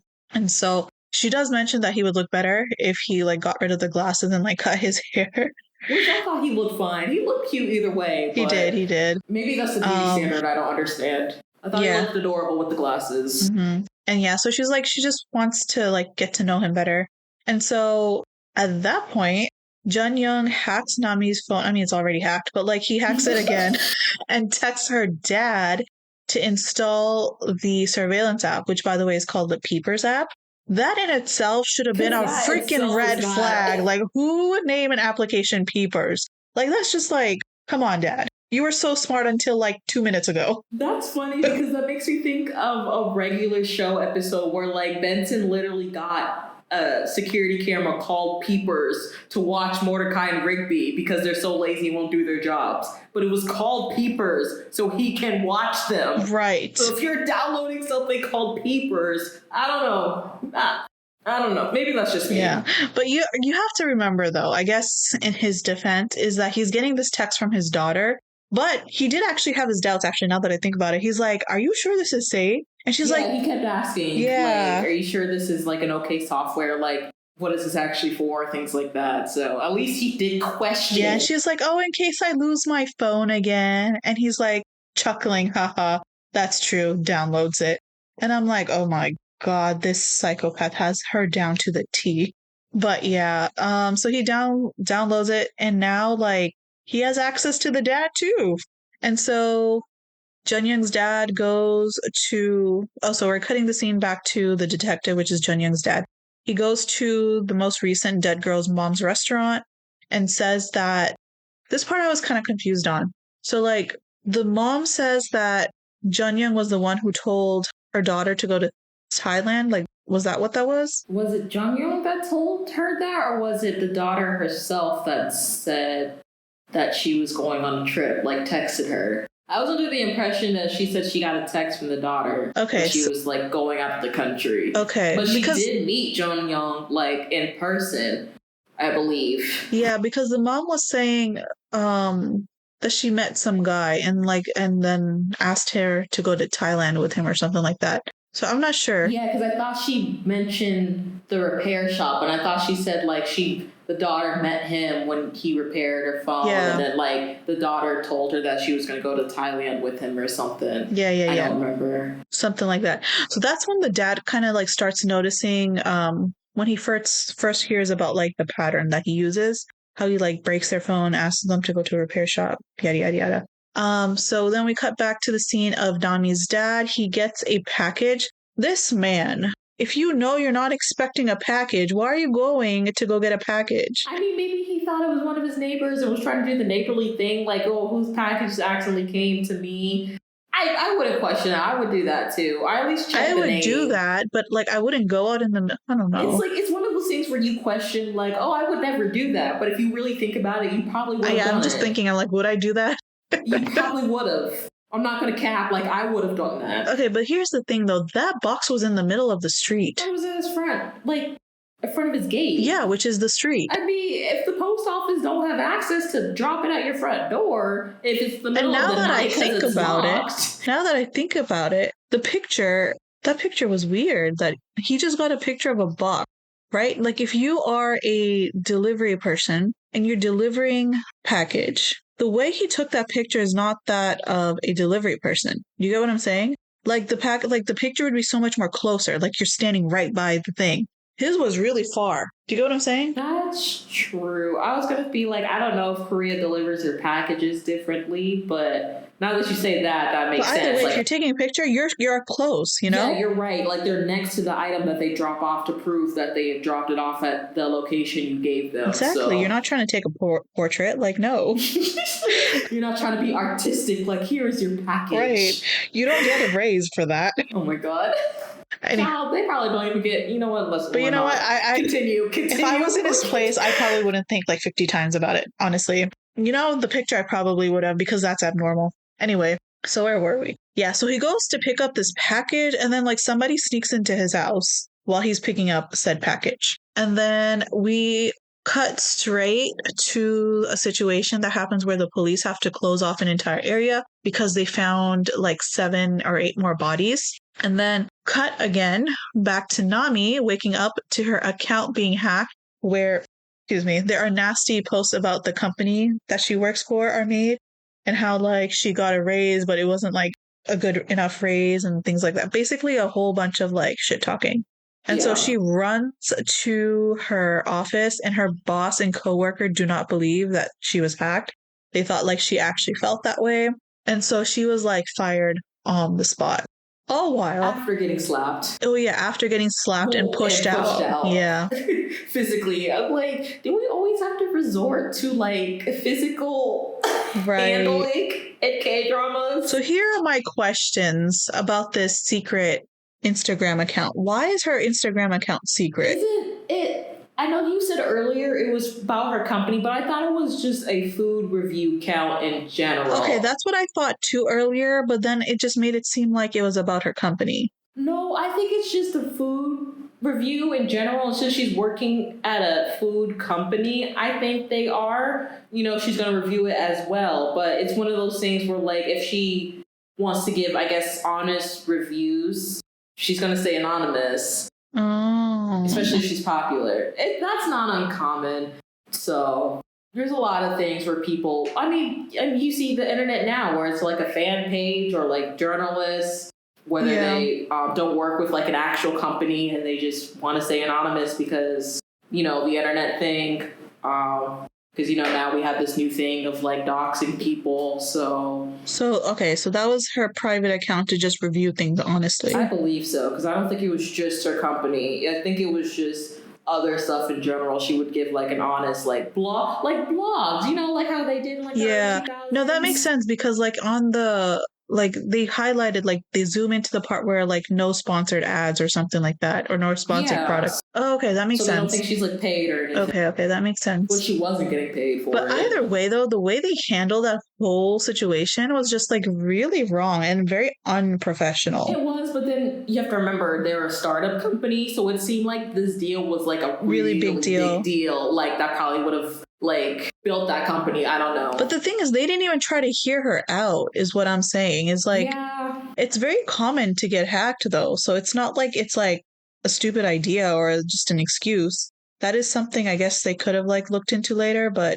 I understand why the boss was really furious because she had just spoken to her. Yeah, give her a raise and stuff. And then again, that's probably where like they showed it really quick, but even if I had time to read it, that's where like me not fully understanding Korean doesn't come in because I don't know what she actually said, Yeah. Like even from the English translation, what she had probably or what he had posted pretending to be her could have been a lot harsher and worse than what we think it was or what was translated to us. Oh, that's true. She probably called them all types of names, all types of bitches, like maybe even like accusing them of using something that may be harmful to people. Like we don't know. Even if we could read Korean like naturally, they showed it way too quickly in general, and it was a really long post too. It was like not even a paragraph. It was like a novel. Okay. Oh, and also the post had very specific information that was only between her and her boss. That's probably why they were so convinced. Because remember, her boss told her to keep the raise a secret from the other coworkers. Right. Okay. Dang. So yeah, I guess in that situation, I'd understand that it's not a hack and just you trying to weasel out of it. Makes sense. Yeah. No, I'm sure it was a lot deeper than that. So yeah. So like her whole life just like fell apart before she even knew it. And so yeah, she got fired, and all this time Jun Young is watching, and now he knows her boss's name, where she works, her coworker's name, all that jazz. So her friend, so Nami and her friend, they go to the police office or the police station, and basically when they go to write a complaint, the police officer was like, "Do you have proof that you were hacked? You need to come back with evidence so that we can prove that you were hacked and then take steps accordingly." And they were just like, "Where are we going to get proof? Blah, blah, blah, blah." So they left the police station, and we are then cut to the scene where we see that Nami's dad has like tape over him, and we find out that he has been kidnapped. Yes, by Jun Young himself. Yes. Because after he picked up the package and he went back inside, he ambushed him and knocked him out and stuff. Which, I mean, I guess I get the police saying, like, they need evidence. I don't know. I don't really know how hard it is to find, I don't know how hard it is to solve crimes like that, or at the same time, it's just like people not wanting to do their jobs. I don't know how it's like in Korea, but, sometimes in America, it's just like laziness. When they don't want to do their jobs. Yeah. Or if it really is just that difficult. And then laws. Yeah. I don't know. Okay, but then we're going to go on to me with the next scene. So I pick up after that. So basically, like Nafis said, we cut to where Woo Jun Young is in her father's house, and he's all tied up. And, like, I don't remember the whole monologue that he's giving him. Do you? The speech? Something along the lines of, like, "I knew you were a creep, blah, blah, blah. Don't hurt my daughter. Stay away from my daughter." And then Jun Young was something. He put tape over his mouth, though, or did he tell him that and then he put the tape over his mouth? Oh, okay. But then like Jun Young, he like goes on to this monologue saying that like, "Oh, you should have been a better father," and then he's like, "You're actually a pretty decent father. There are some fathers who don't even check up on their kids for like 7 years." Reference to himself. Exactly, which is interesting, and we'll get into why that's interesting later. Yes. But then we catch up with Inami and Jung Eun-ju the best friend at the cafe, basically trying to brainstorm on how to catch the hacker. And then so they're like, hey, I know a person. Well, Nami's like, hey, I know a person that maybe help. And it is the culprit himself, Chunyoung, who shows up because they call him for help, basically to look into Nami's phone. And I was also very surprised he was basically straight up with them and just be like, hey, your phone is hacked. Like, this is why it happened. You have a spyware in your phone, and like you could see everything. And he even picked up the phone from his laptop to show like how it works. The hacker would be able. Yeah. And you don't think that would be suspicious if like you're showing me through a example like you might be the hacker? Do you understand what I'm trying to say? I do, but I can also see why they don't find it suspicious, because remember, he's the quote unquote digital sheriff. Like, so he deals with things like that at his company. Okay, I guess. And remember, it's also the same company that their friend works at. So they kind of had like that, oh, we don't have a reason to, not trust him. Right. And then after all of that, he basically takes like Nami outside to speak with her.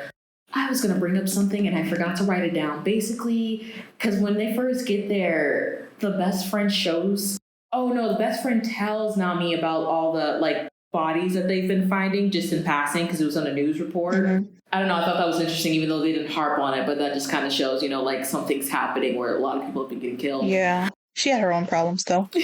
Yeah. So then like, I also thought this was interesting how like, you haven't known this guy for that long, but yet he was able to convince you to not trust your best friend and in a 2-minute conversation. In a 2-minute, probably not even conversation that like, this can't be placed. What did he say? Remotely. Mm-hmm. It's someone physically had to have placed this in your phone, who could have had your phone, who could have been jealous of you. I'm like, wait a minute. Isn't this supposed to be your best friend?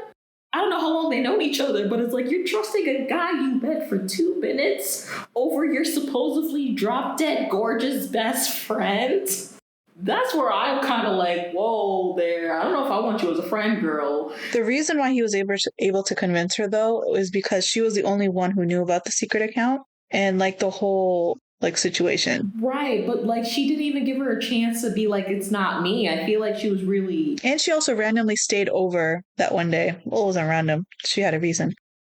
But yeah, I see what you're saying. Like she should have at least given her a second to like explain herself. Yeah, I don't know. I feel like maybe that's also my naivety, but unless something happened to where I feel like, because it's not even like they work together or anything, or they're like in the same career paths. I just thought it was wild to all of a sudden think now, and you knew she ran the secret account for so long, that she would betray you in a way. And I don't know if she told her, well, she must have, about like the race and stuff, but she was giving her compliments. I don't know. It's one of those things where it's hard to trust people, but I feel like the way they were so close, it was interesting to me how quickly she was able to turn on her. I think what convinced her though is when he mentioned like she was the only one who had access that night, or like, can you think of anyone who had access to your phone at night? And like she was over that night when everything happened. Not to mention both of them woke up really late because her alarms were turned off. So he's like, yeah, can you think of anyone who would like turn off your alarms or like, purposely make you late, that type of thing. Yeah, I guess as you say it now, like that, I see it now, but still, again, like, I'm just he just made sure all of the boxes were checked, honestly, is what he did. Which I mean is great because he's been watching them, so he knew exactly what he was saying. Yeah. Yeah, but that's also his point of like, that's what usually I feel like, well, I don't know, murder victims, but like manipulators do that. You hear that in all stories where like they always make sure their victims are isolated to where when they realize the type of situation they're in, they can't call for help. So that was his plan all along. And then they do end up getting in a big fight. And then like that creepy smile that he had when he saw her like leaving the cafe crying. I know. I feel bad for the friend. And here's the thing though, like Nami wanted her to say, like, just tell me you didn't do it. Just tell me you didn't do it. And the friend just kept not saying that. And I'm like, girl, just say it. Yeah, that's part of her pride as well. Be like, I can't believe you're actually sitting here accusing me. It's like, you shouldn't have to ask me if I did this or not. You should be able to trust me enough to not accuse me. So why do I need to say I didn't do it? Because even if I did, you're not going to believe me. Exactly. But I'm glad she said, yeah, I did it, and then walked away. Yeah. It's like, if you're already convinced, the mere fact that you sat here for an hour with a whole sour face, did not talk to me, and then now are just bringing this up. Yeah, you're convinced that I did it? Nah, not going to engage. Exactly. Nothing I say is going to change your mind because you're already convinced I did it. So exactly. So then basically we jump to where the detectives are at the cell phone repair shop, just like looking around, since when they talked to the last victim's mother, they were able to... Did they find out from her where it is, or did the father already know where it was, like the police detective? He already knew where it was. Did he already know? He did? Okay, so they just end up actually going over there. And then they run into a regular policeman because I guess Inami was trying to show them like where she got the phone fixed, and that's where they actually meet for the first time. And then through that, they, have a conversation, and basically the detective tells Nami about his son, which leads her to like figure out like who he is. Very quickly though, before like she ended up at the repair shop, her phone, because one thing that they bring out throughout the movie is like her phone like battery constantly dying and her trying to charge it up. So it had actually, her phone actually died at that point, and she just threw it across the cafe. And like she had like the epiphany, like, oh my gosh, this all started happening ever since my phone got repaired. So that's when she went back to the repair shop, and then she meets the detectives. I'm glad you said that because I did not pick that up. Yeah. So I did not realize that. Yeah, so that's when she started connecting the dots. That makes so much sense. I thought she was just going there to try to prove to the policeman, like, this is where I got my phone fixed to connect the dots. I mean, probably that too. Yeah, that was the starting point. That makes more sense, though. Yeah. It's like she's smart, and then... She just does stupid things. It's that thing where it's like you can be book smart, but not street smart at the same time. I have met people like that. It's real. Yeah, no, it truly is real. But yes, and then basically throughout their conversation, I paraphrased a lot, but they figured out that it was him that installed the spyware, and where he said that he worked was a lie. And that he's been watching her the whole time through the phone, just like he told him or told her that he was doing, like someone else was doing, but it was really him. Yeah. And then so like basically they devise a plan to, I guess, confront him and use like Nami as like a source. Because as you see, like she texts him and asks him over for dinner. Again, my notes were a little spotty, and I think this is around the time, like, even though this was my part, I was like paying attention, but it was kind of late at night, so I was like trying to make sure I stayed awake. Yeah, so then like she gets ready, she's communicating with the police. As you can see, like they devised a way to where like they're following her, but to make sure like no one can detect that they are following her or that anyone else is there. And then this part confused me when I first watched it. It's the part where like he does actually, show up, and he's standing outside and he's getting ready, I guess, to go in. And she calls him, right? Nami calls Jooyoung first to see where he was, but he doesn't answer because I think he realizes he's being followed. Because there's a point where like he cuts it off, I thought, and then he holds up the phone to pretend he's looking at it, but then he's using a reflection to see that the police are behind him.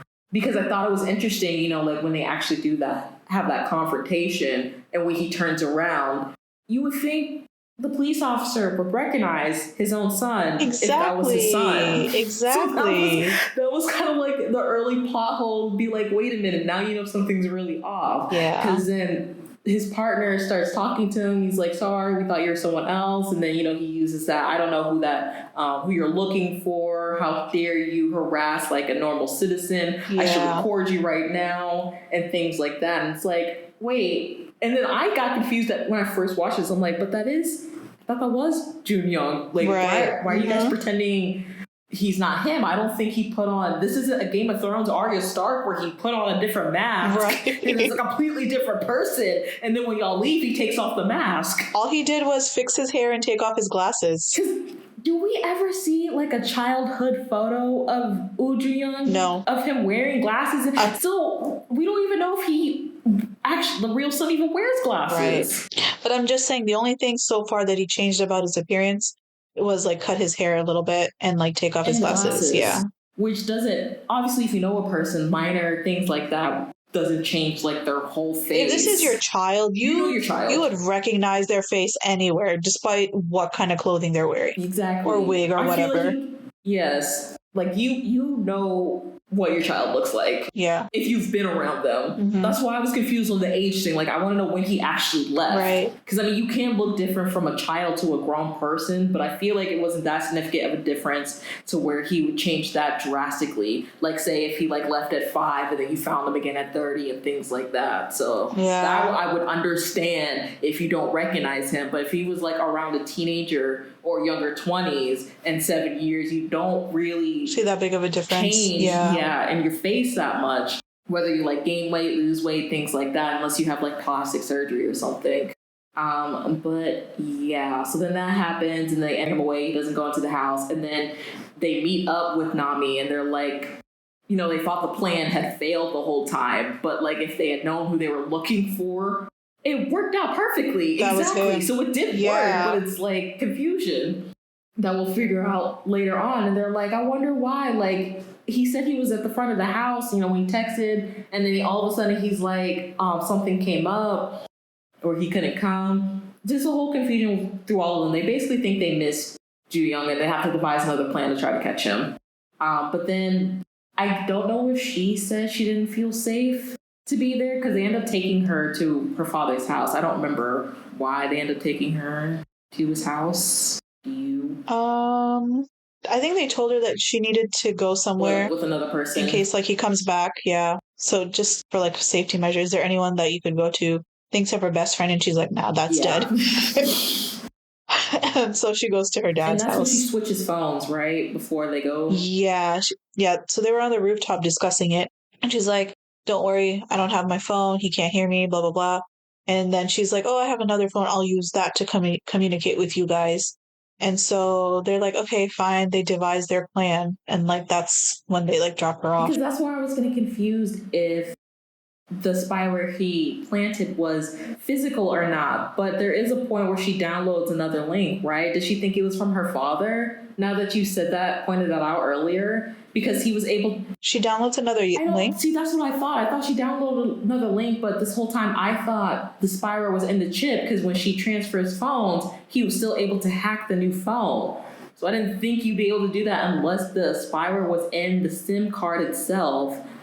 But another part of me feels like I missed something. You know, there could be different versions of that same thing. Of what, the app? So it is possible that for her, since he had access to her SIM card, he put it directly in it. And then with the dad, he just sent a link. So it is possible. I'm still confused on the whole thing. And it's like, I feel like even if I watch this another third time, I still wouldn't understand it. Just the technology part of it, yeah. But yes, and then she thinks, you know, her father is like sleeping in the bed.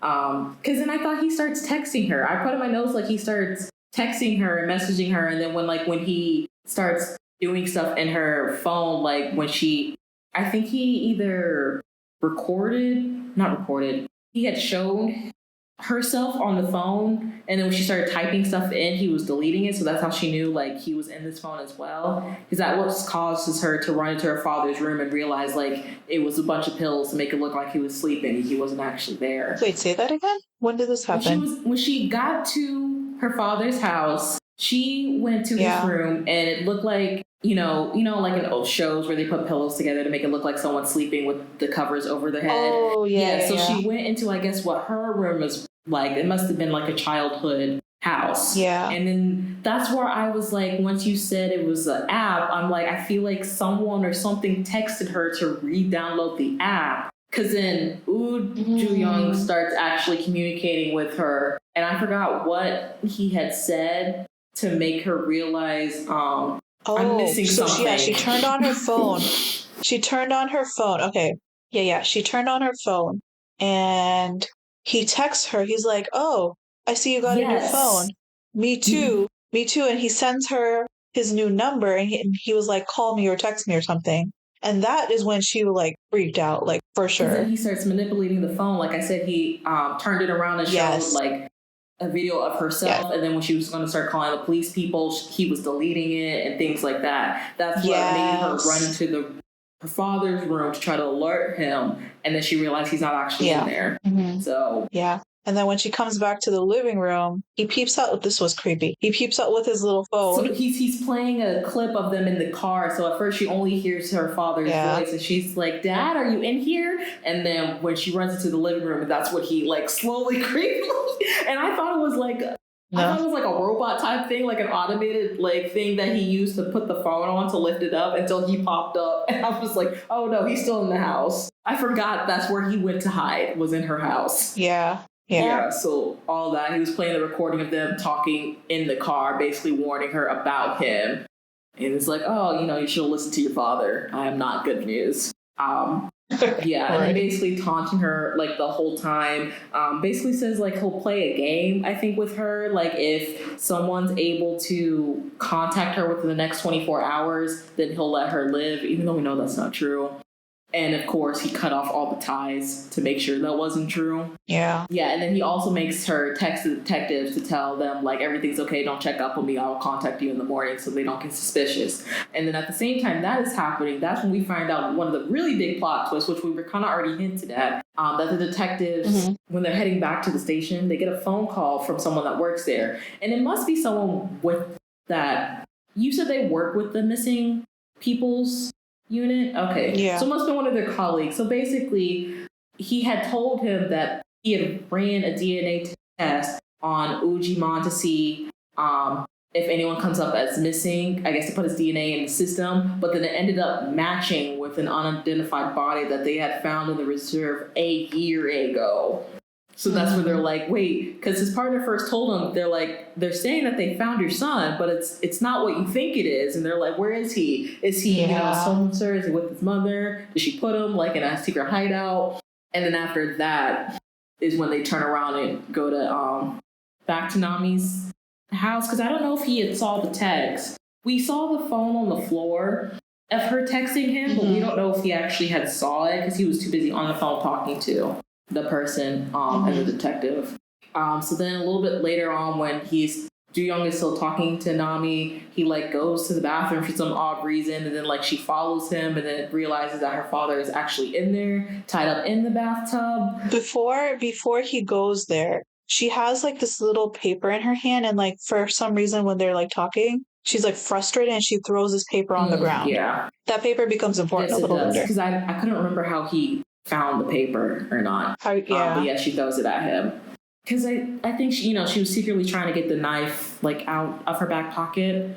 But I think he knew she had it there. So I don't know if she did that because he was telling her like, don't bother trying to stab me with the knife I know you have hiding back there. Yeah. But yes, and then we get to the scene in the bathroom, and he makes her tie herself up. And this is what happens when I don't go into detail with my notes, because I didn't write down what he said to her. But he basically starts like, turning on the water. I don't know if she had said something to like make him mad, or he was just doing it for fun. Like, you listen to me, but I'm not going to listen to you anyway. And then, she starts cussing him out, which shocked me. I was like, oh, dang, I didn't know she had a mouth on her. So they had like an exchange of words. I don't remember what the words were, but like she tells him like, hey, I kept my side of the bargain. Like, I kept my word. You should keep your word too. And so he's like, yeah, I am keeping my word. Proceeds to turn on faucet. And then she starts crying and like basically groveling, telling him to stop. And so he stops eventually when she's like, I'm sorry. She cusses him out first. Yeah. But then she apologizes and she's like, I'm sorry, I apologize. And then like he turns it off. And then she goes, yeah, basically. Yeah. I'll let you finish your part. It's fine. I'm trying to figure out where to leave off on that, because I don't remember also after she's apologizing what happened, because, he just ends up putting her in there anyway. And then... Oh, no. Yeah. So she apologizes and she's like, I'll do anything you want me to do. And he's like, oh, anything? And she's like, yes, I'll do anything. And then he goes, this sadistic reach. And he goes, okay, why don't you kill him? And then he just drops her into the tub. And because of her weight, so it's either like she survives or the dad survives, because like there's none of them survive because he leaves the faucet on. She's also, Right. But like it was kind of like a situation, if the faucet was not on, like only one of them would be able to like come up. But because he left the faucet on, like her body weight was crushing him down. And then eventually she also was submerged. Into the water. So honestly, I feel like either way, it was for both of them to die. Exactly. Yeah. Because I'm sure she wouldn't have sacrificed herself if she ended up, killing the father along. So then he goes back into the living room, basically just leaving them in there to meet their demise.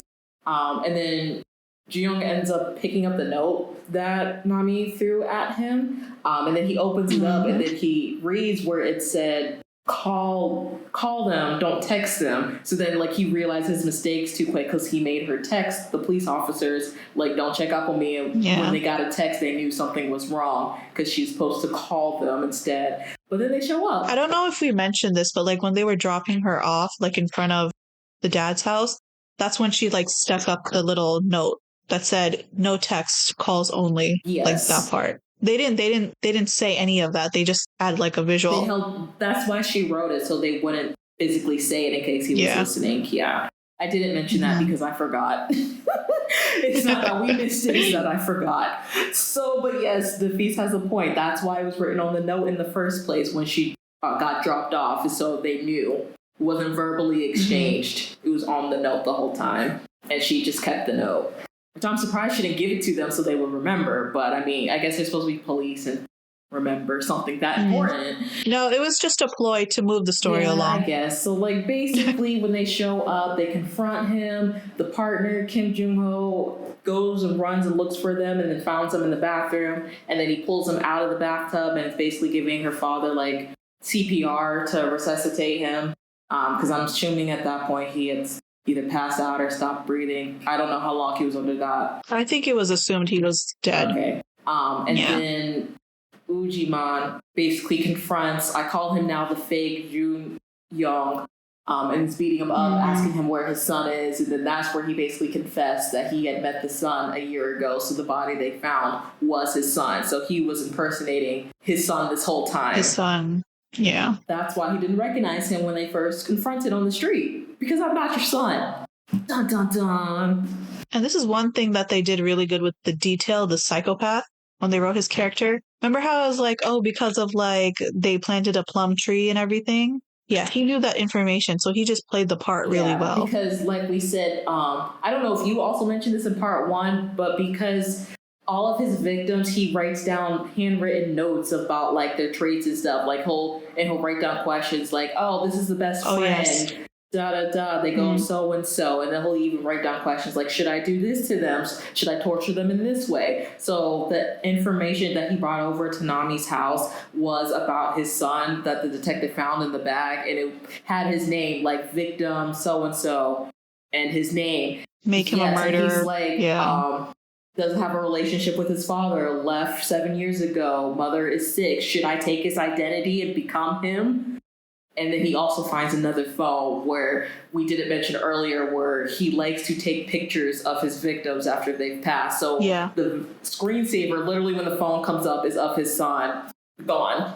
There's no life in those eyes. You see one eye and then half of his half of his face is in water, excuse me. And you can tell it was freshly taken after the life was out of him. Yeah. And then that's when all hell breaks loose. I mean, I know he was already beating him up, but then he takes out his gun, contemplating of whether he should kill him or not. But then something happens to where Nami kind of starts getting consciousness, and she looks over and sees her father getting CPR, wondering if he's gonna live or not, and it's just all in slow motion, which I thought this part was pretty good too, just to show her snapping, and then she looks over because she can see where he's on the floor all bloody and stuff from being beat up. And I think he stopped moving at one point, his head just I think he was laughing, and then he just happened to look at her, and he smiled at her, and that's when she was oh, enough is enough.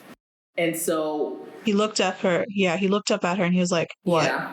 He just mouthed it. What are you going to do? So she did something. That was the personification of, oh, you don't think I'm going to do anything? Well, watch this. You're going to F around and find out. So that was the first time I saw fear in that boy's eyes. Exactly. So when the rightfully so partner is giving CPR, I don't think they show when she takes it, but she ends up taking his gun, slowly walks over there, and did the deed that the father couldn't. Officer couldn't. Officer couldn't. Why? I'm not sure. But yeah, it just took 2 shots to the stomach. He didn't die, though. He didn't die, because the next scene we go to the news reports. You know, kind of like how the beginning, it's like a full circle of like showing everyone. Before the news reports, the second like she shoots him, her dad wakes up, wakes up and comes back so to life. She goes back over there and then like, you know, hugs him and all that. Yeah. Which is great. So he didn't end up dying. Yeah, or else she would have been charged with murder. Like, again, I don't know how the laws work over there. Well, actually, I don't know if she would, because the officer took the gun from her.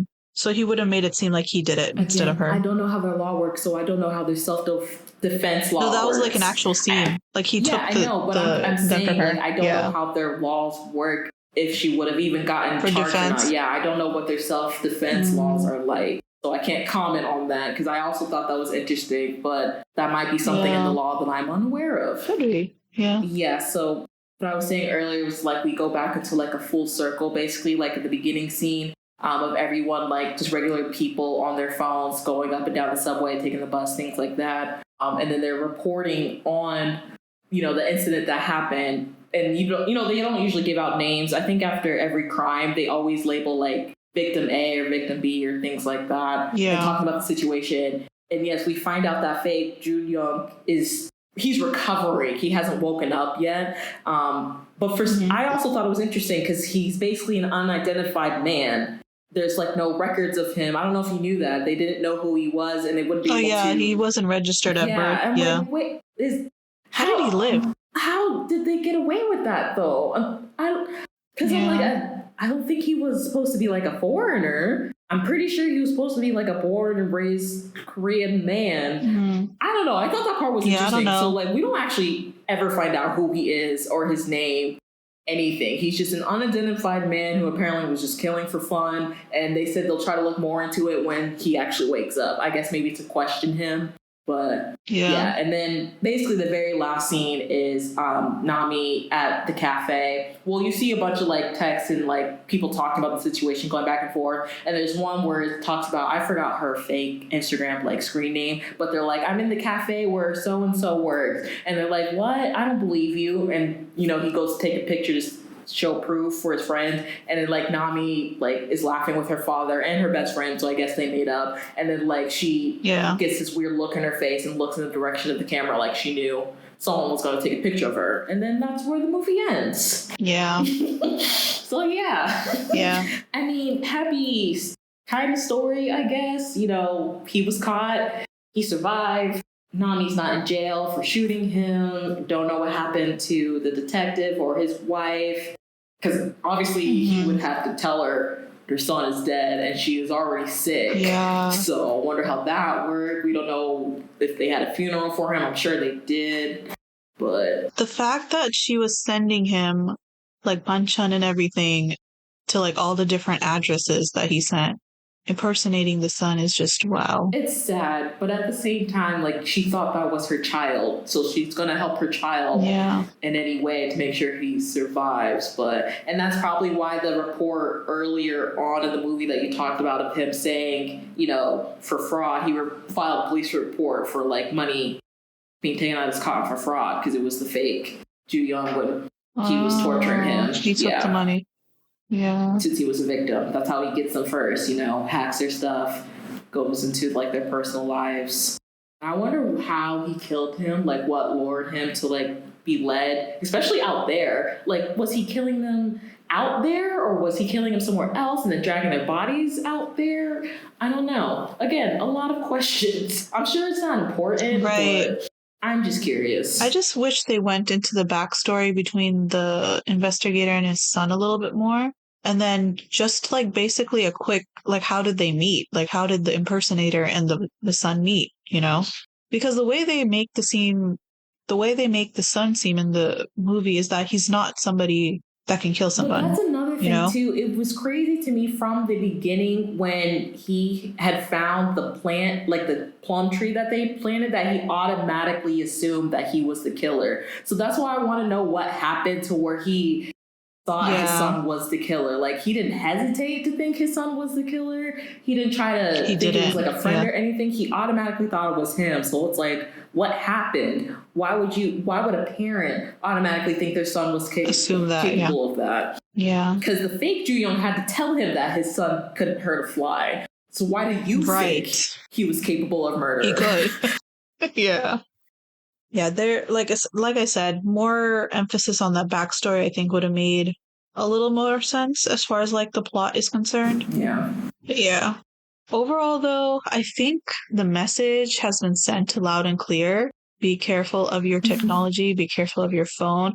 Do not drink if you're going to drink in public. Hello, make sure you have all your things with you. I'm surprised she do not lose your phone. Like a purse or something. Right. Yeah. And like she was just traveling back by herself. But I think that's very normal for like people to travel back by themselves. And especially if it's like on a bus. Like Korea, and like I'll applaud her for not like having a car and doing like anything stupid like drunk driving. Yeah. From all the stupid reports I see of like, for instance, K-pop idols who just be out drinking and then they decide to drunk drive. It's like, no, take a bus or call somebody. Right. Your transportation system is pretty good there. You have options. Hello? Or, because don't they have places like arcade places where it's basically 24 hours? Like, don't be ashamed to go rent out like one of those gaming places and just take a quick nap. I would do that. Or you can go to those like sauna places too. Or like even the comic book there's just so many options. There's so many options. Yeah. There's no need to drunk drive. I don't know if there's a saying of walk of shame like there is here, but just take the walk of shame because you're saving not only your life, but someone else's. Others, yeah. Yeah, for sure. And like, one other thing that kind of like I wish we knew more of is like, I guess we kind of touched on this, but like the psycho as a person. I want to know who he was. Like his background story. Like, where did he come from? His weird random. Why? How did he pick his people other than like their phone? You know, like why does he choose to go? Because there's no way out of all these years he only picked 8 people. Like, you know, that doesn't make sense. I think this was part of like he's just a psychopath of it's just random and he just does this for fun. I think they were just trying to give the impression like he doesn't really truly have a motive except for boredom. Yeah. I also wanted to know how he afforded places because did they pay him to have their phone fixed? No, because I think every time they're like, oh, like someone dropped it off and they fixed it for free. So how is he affording certain stuff? Right. Maybe he does have actual customers, but like these are the special ones, you know? I don't know. Which again goes back to how do you pick your people if all of these people are coming to get their phones fixed? It didn't seem like he had a job. And then again, if he did have a job, how would he have gotten a job personating as, did he steal like his identifications and all that? Like social security numbers, ID cards? He probably did. Okay. He probably did. Like his victims, he probably bled them dry before, you know, they died. I also want to know like who he was impersonating before he decided to impersonate Joo-young, you know, to survive. Yeah. Because he's obviously been doing this for a very long time. And Joo-young was killed a year ago. Exactly. Maybe he was just himself. Who knows? If he was just himself, then they would have been able to identify him at the hospital without having to wait for him to wake up. That's true. I don't know. If they ever decide to do like a part 2 of this movie, I would like that to be the emphasis. I mean, like I said earlier, the book that it's, you know, based off of, they did a part 1 and 2 in the Japanese film. So I don't know if they're going to do a part 2 for this. But I wouldn't be surprised if they don't. Yeah, I think this is a good, one-time watch. Probably wouldn't want to watch it again just because of like all the plot holes and everything. Yeah, I only had to watch it again for this, so. Yeah. But overall, I'd rate this like a 4 out of 5. It kept me glued, like I was paying attention. Okay, at first you said 4, and I was like, don't we usually do out of 10? Oh, so that'd be like 8 out of 10. Okay. Yeah, I give it an 8 out of 10. No, actually, I bumped that to 8.5 out of 10, just because I did learn quite a few things. Okay. I think I would give this either a 7 or a 7.5 out of 10. I think the plot holes just bothered me a little bit more than it needed to. Too many? Yeah, I really just wanted to know what happened between the father and the son. And I feel like that would have made more sense of why he suspected him to be the killer. That was just the main thing that bothered me. Not like why they were estranged or anything, just why you would automatically assume your child is it. I think it would have been better though if like the main storyline was the detective storyline and Nami's was like secondary. Yeah, and hers not being Because the that would have main been, one. that would have made way more sense. And more of like a cohesive like story too. Yeah. And I don't know if that was because we're trying to show like the lack of awareness we have with our technology, maybe, to focus more on her story. Could be. But I do see what you mean. It would have been interesting if it was switched. Yeah.